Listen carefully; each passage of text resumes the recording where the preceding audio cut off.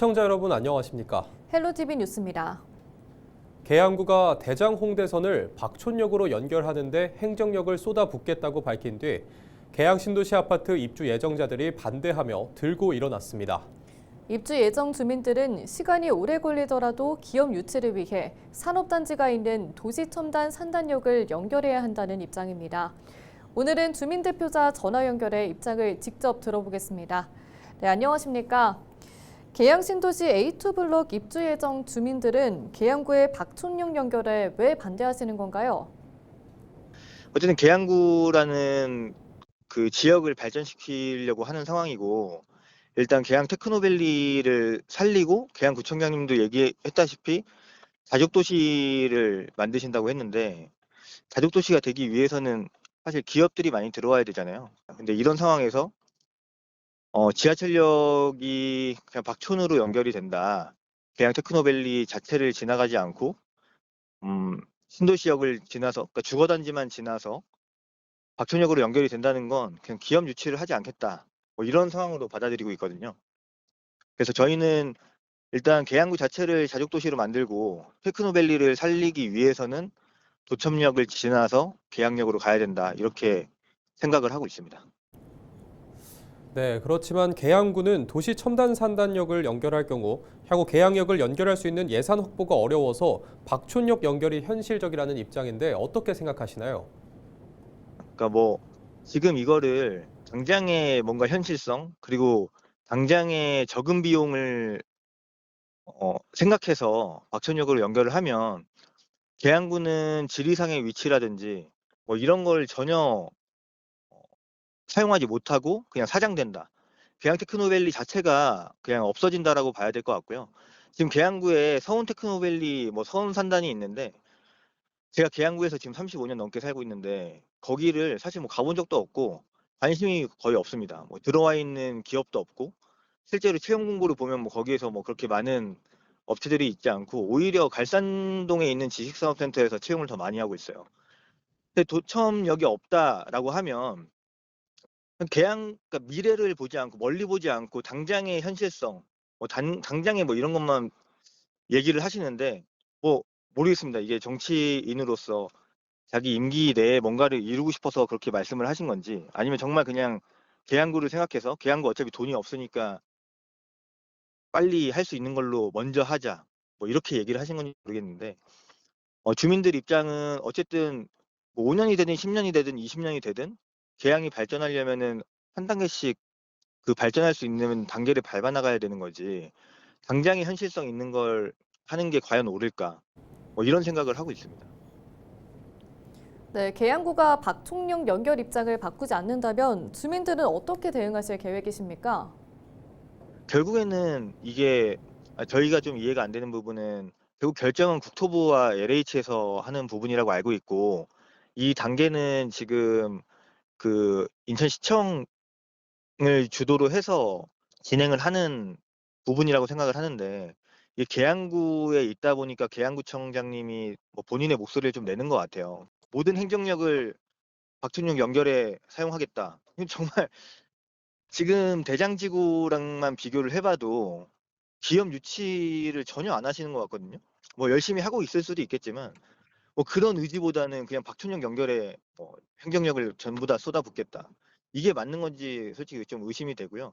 이런 부분들을 저희는 계속 이제 외부로 알릴 거고, 지금 민주당 쪽에도 얘기를 하고 있고 국민의힘 쪽에도 얘기를 좀 하고 있고, 저희도 이제 이 입주민들, 저희 입주민들뿐만이 아니라 지금 작전, 효성, 검단 이쪽 주민들도 박촌역 연결에 대한 의문을 많이 갖고 있습니다. 왜 그쪽으로 해야 될까? 거기를 연결하면서 오는 이득이, 계양구민한테 오는 이득이 뭘까? 이런 얘기가 있기 때문에 저희는 계양구민들과 더욱더 접촉을 하고, 다른 정치적 의원님들 이런 분들하고도 얘기를 해서 최대한 국토부를 좀 설득해 볼 생각입니다. 네, 알겠습니다. 오늘 말씀은 여기까지 듣겠습니다. 지금까지 계양 2블럭 황규상 입주 예정자 협의회장의 이야기 들어봤습니다.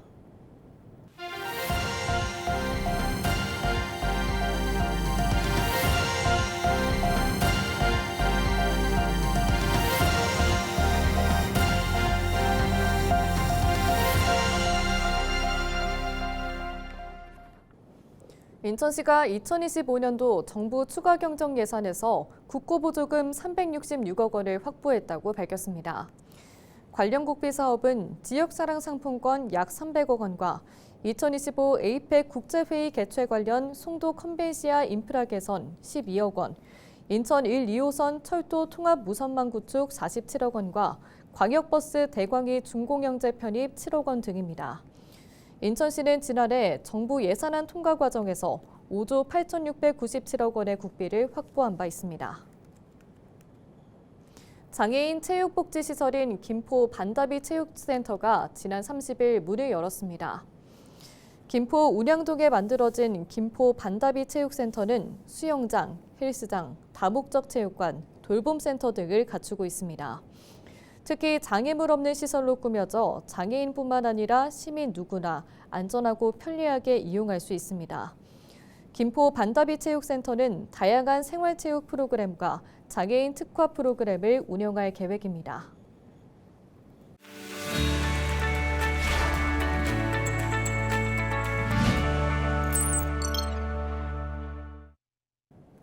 한 주간 우리 지역 국회의원들의 활동을 살펴보는 국회는 지금입니다. 더불어민주당 서영석 의원이 아동과 청소년의 지속 가능한 보건의료체계 마련을 위한 보건의료기본법 일부 개정 법률안을 대표 발의했습니다. 이번에 서 의원이 발의한 개정안은 국가와 지자체가 아동과 청소년 대상의 보건의료체계가 적절하게 구축될 수 있도록 하는 내용입니다. 현행법은 아동과 청소년 시기의 건강에 관해 개별 법률이 각각으로 규정돼 있어 관련 정책과 산업들이 상호 연계되지 못한다는 지적이 있었습니다. 서영석 의원은 개정안이 소아와 청소년의 보건의료체계에 관한 법적 근거를 통해 성장과 발달 과정에 맞춘 의료 서비스 공급 기반을 갖춘 토대가 되길 바란다고 밝혔습니다. 서영석 의원은 또 오는 7일 대한치매학회와 공동으로 초고령화 시대 치매 관리의 정책적 패러다임을 전환을 주제로 국회 토론회를 진행합니다. 이번 토론회에서는 치매 관리 사각지대 해소를 위한 시스템 확립, K고령화 극복 모델 개발 등이 다뤄질 예정입니다. 더불어민주당 김기표 의원이 올해 일몰 예정인 출산, 양육자의 주택 취득세 감면 제도의 일몰 기한을 5년 더 연장할 수 있도록 하는 지방세 특례 제한법 일부 개정 법률안을 대표 발의했습니다. 김기표 의원은 주거비 부담으로 출산을 꺼려하는 부모를 위해 취득세 감면 제도의 일몰 기한을 5년 연장하는 개정안을 발의했으며 통과되면 오는 2030년까지 자녀를 출산한 부모도 혜택을 받을 수 있습니다. 현행법은 자녀를 출산한 부모가 상시 거주 목적으로 취득가 12억 원 이하인 1주택을 취득하는 경우 취득세액 500만 원을 공제하고 있지만 올해 말까지 출산한 경우를 대상으로 하고 있어 내년에는 세제 혜택을 받을 수 없었습니다. 김 의원은 주택 가격이 여전히 높은 상황에서 출산 부모를 대상으로 하는 감면 혜택이 종료될 경우 부모의 주거비 부담이 증가할 것이 우려된다며 발의 취지를 밝혔습니다. 더불어민주당 노종면 의원이 보도 전문 채널 사장 추천위원회 운영, 보도국장 임명 동의제를 의무화하는 방송법 개정안을 대표 발의했습니다. 개정안에는 보도 전문 편성 채널 대표자를 사추비가 심의 의결한 후보자 중에서 이사회가 임명하도록 하고 보도 책임자는 대표자가 보도 분야 직원 과반수 이상의 동의를 얻어 임명하도록 하는 내용을 담았습니다.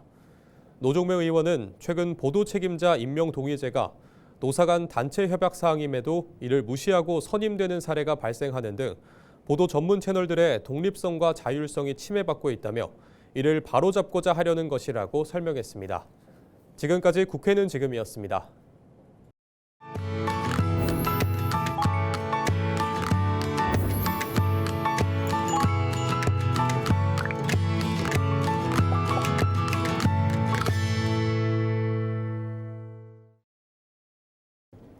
케이블 TV 공동기획 우리 동네 영웅 시간입니다. 한 소방관의 책임감은 화재 현장에서 멈추지 않았습니다. 축구 경기를 하던 중 쓰러진 한 생명을 구했는데요. 쉬는 날에도 멈추지 않았던 생명을 살리는 손, 그 이야기를 딜라이브 최다혜 기자가 전합니다. 주말 아침 서울 도봉구의 한 축구장입니다. 동호회 회원들이 팀을 나눠 축구 경기를 진행합니다. 한 선수가 공을 넘기고 자리를 잡으려는 순간 다리에 힘을 잃고 앞으로 철퍼덕 쓰러집니다. 사람들이 모여들었고 누군가 망설임 없이 그 사이를 비집고 뛰어들었습니다. 쓰러진 사람의 심정지 상태를 확인했고 곧바로 심폐소생술을 시작했습니다. 서울 성북소방서 소속 오승진 소방교입니다. 굉장히 다급하게 119 부르라고 외치고 저기 밖에 있던 분들이 뛰어들어오고 그래서 이게 일반적인 상황은 아니다를 비번이던 날 연휴 휴일처럼 운동복 차림으로 회원들과 축구 경기를 즐기고 있었습니다. 그러던 중 눈앞에서 사람이 쓰러지는 걸 목격했고 바로 달려가 심폐소생술을 시작했습니다. 동시에 침착하게 주변 사람에게 자동심장 충격기를 요청하고 119 신고도 부탁했습니다. 숨이 돌아오기를 바라는 마음이 간절했습니다. 떨리는 손으로 호흡과 맥박을 체크했고 그렇게 심폐소생술을 시작한 지 2분여. 멈췄던 심장이 희미하게 뛰기 시작했습니다. 사실 이렇게 쇼크를 주고 그렇게 15초 안에 의식이 돌아왔다는 건 굉장히 징후가 좋아요. 이게 바로 조치가 돼서 그런 것도 있고요. 여러 상황이 굉장히 좋았다. 많은 사람들이 상황이 발생했을 때 너나 할 것 없이 AED를 가지러 갔고 쓰러진 이는 병원으로 이송돼 점차 회복했습니다. 이후 동호회를 통해 환자가 다시 웃으며 사람들과 어울리는 모습을 봤고 그 순간의 뿌듯함은 아직도 잊을 수 없습니다. 산불이 다 진화가 되고 이제 올라왔더니 마지막 결승전이라 가서 봤는데 완쾌된 모습으로 대회를 잘 즐기고 계시더라고요. 축구를 직접 하시진 않지만 어쨌든 다른 분들과 어울리는 모습이 그걸 보고 굉장히 보람을 많이 느꼈던 것 같습니다. 그 자리에 제가 있어서 그랬겠지만 다른 대원이 있었으면 아마 똑같이 쉬는 날에도 멈추지 않은 그의 책임감은 한 생명을 살려냈습니다. 그 순간 함께했던 오승진 소방교와 시민들 모두 우리들의 영웅입니다. 딜라이브 뉴스 최다희입니다. 김포에서 어린이날 행사가 다채롭게 열릴 예정입니다. 김포시는 어린이날인 5일 한강 신도시 호수공원, 장기동 한강중앙공원, 걸포중앙공원, 마송중앙공원에서 오전 10시 30분부터 프로그램이 펼쳐진다고 밝혔습니다. 주요 프로그램은 캐리와 친구들 싱어롱쇼 버블 공연, 핑크퐁과 튼튼쌤의 댄스 파티 공연, 로보카폴리 싱어롱쇼 공연 등입니다. 김포 아트빌리지에서는 인기 애니메이션 더빙 체험과 영상 스튜디오 크로마키 합성 체험, VR 가상 미디어 체험 등이 마련돼 있습니다. 한옥마을에서도 상자 텃밭 꾸미기 체험, 재활용품을 활용한 행잉볼 만들기 체험을 즐길 수 있습니다. 인천시가 이달부터 올해 출산한 취약계층 가정에 영유아 용품을 지원합니다. 지원 대상은 인천에 살면서 올해 자녀를 출산한 국민기초생활보장법상 해상급여를 지급받은 가정인데요. 신청자 주소지로 영유아 양육에 필요한 출산 축하 꾸러미를 배송받을 수 있습니다. 이번 사업은 지난 2월 하나금융그룹이 저출생 극복과 지역사회 상생을 위해 인천시에 기부금을 전달해 추진하는 것으로 인천사회복지공동모금회와 세이브 더 칠드런 경인지역본부도 협력하고 있습니다. 인천시는 다음 달 1일부터 6월 2일까지 개인지방소득세 납세자의 편리한 신고를 지원하기 위해 10개 군구에서 통합신고 창구를 운영한다고 밝혔습니다. 모두 채움 대상자를 대상으로 개인지방소득세와 종합소득세 신고를 지원하며 신고에 어려움을 겪는 납세자는 가까운 군구청을 방문해 도움을 받을 수 있습니다. 개인지방소득세 신고는 전자나 우편 또는 방문 신고 중 선택할 수 있으며 비대면 전자신고는 위택스를 통해 간편하게 진행할 수 있습니다. 시는 또 특별재난지역 소재 납세자와 제주항공 여객기 사고 피해자 및 유가족을 대상으로 개인지방소득세 납부 기한을 9월 1일까지 연장하기로 했습니다. 이상으로 뉴스를 마칩니다. 시청해주신 여러분 고맙습니다.